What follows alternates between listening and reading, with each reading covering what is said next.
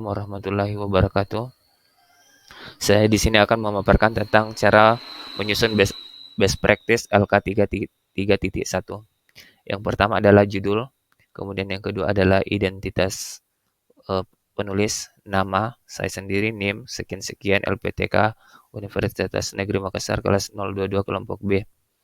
Kemudian identitas best practice sendiri yaitu pertama lokasi, sekolah yang Bapak Ibu gunakan, kemudian lingkup pendidikan sekolah dasar, tujuan yang ingin dicapai, meningkatkan motivasi belajar siswa. Kemudian penulis, Sujarman, tanggal pelaksanaan PPL tanggal 27 Agustus 2022. Yang pertama dari metode STAR adalah situasi. Saya di sini memaparkan bahwa peralihan pembelajaran jarak jauh ke pembelajaran tatap muka membuat motivasi belajar siswa menurun. Karena pada saat pembelajaran jarak jauh, siswa terbiasa bermain di rumah. Perubahan yang terjadi seperti malas mengerjakan soal yang diberikan guru, kemudian sering mengobrol saat pembelajaran, malu dalam mengungkapkan pendapat, kemudian ingin cepat pulang saat berada di sekolah. Kondisi ini diperburuk dengan kurangnya pemanfaatan media ajar dan model pembelajaran inovatif yang diimplementasikan guru. Yang kedua dari tantangan adalah setelah yang dilakukan identifikasi masalah, refleksi diri, wawancara guru, kepala sekolah, dan pakar, serta kunjungan rumah kepada orang tua siswa, maka beberapa tantangan yang terjadi yaitu yang pertama, orang tua jarang ada di rumah karena sibuk bekerja. Kurangnya motivasi yang diberikan orang tua kepada siswa, siswa merasa tidak ada gunanya untuk sekolah. Kurangnya rasa percaya diri saat di sekolah. Tantangan dari siswa ini berdampak sekali pada proses pembelajaran di sekolah. Ada juga tantangan yang ada di sekolah. Yang pertama adalah faktor guru, yaitu dalam pemilihan media ajar. Kemudian kurangnya pemanfaatan TPACK di kelas, model pembelajaran yang belum relevan dengan kebutuhan siswa, kemudian ruang kelas atau suasana kelas yang tidak nyaman. Tantangan itu menyebabkan seorang guru harus mampu merancang pembelajaran inovatif dengan menerapkan media pembelajaran yang sesuai dengan gaya belajar siswa, serta model pembelajaran yang mampu membangkitkan motivasi belajar siswa.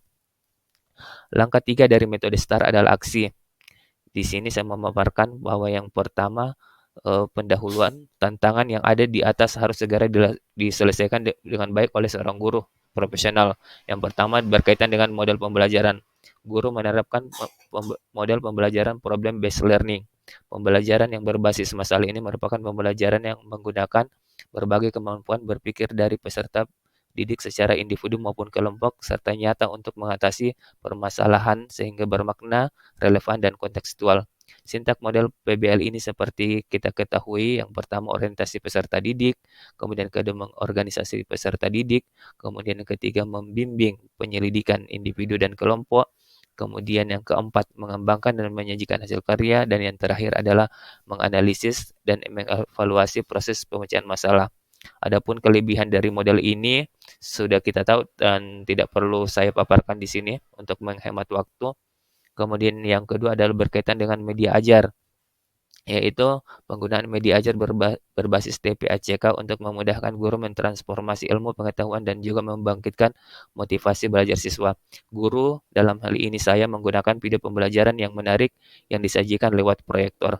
Kemudian yang ketiga, berkaitan dengan penilaian, guru melakukan penilaian secara keseluruhan dari ranah kognitif, afektif, dan psikomotorik.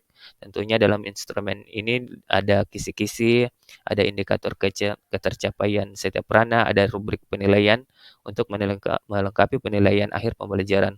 Kemudian yang terakhir, berkaitan dengan kondisi ruangan, guru mendesain ruangan dengan baik mulai dari kebersihan, kerapihan, dan keindahan sehingga siswa memotivasi belajar siswa sehingga pembelajaran menjadi terlaksana dengan baik dan nyaman. Kemudian dari refleksi, tahap akhir dari STAR ini adalah dampak dari penerapan media berbasis TPCK yang diimplementasikan, yaitu menggunakan problem based learning dipadukan dengan media video. Saat pembelajaran siswa dibagi ke dalam beberapa kelompok, kemudian siswa akan mengerjakan secara bersama sehingga menimbulkan motivasi dari siswa. Dengan model pembelajaran problem based learning, terlihat siswa lebih termotivasi, terlihat dari indikator keaktifan yang naik sebelum menggunakan model pembelajaran problem based learning. secara berkesinambungan, motivasi belajar siswa meningkat, maka hasil belajar siswa pun turut akan meningkat. Sekian dari saya. Assalamualaikum warahmatullahi wabarakatuh.